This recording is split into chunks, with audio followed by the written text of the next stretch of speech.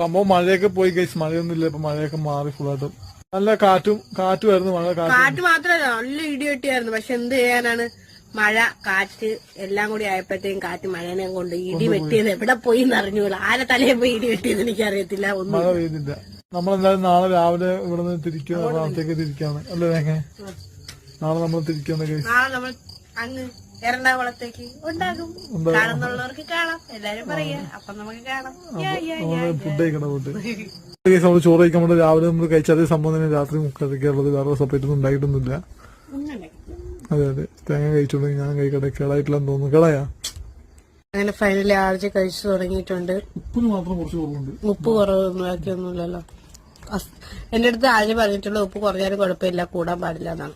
കൂടെ പണിയാണ്. ഉപ്പ് കുറഞ്ഞാൽ നമുക്ക് ഇട്ട് കഴിക്കാല്ല, കുറഞ്ഞാൽ ഭയങ്കര പണിയാണ്.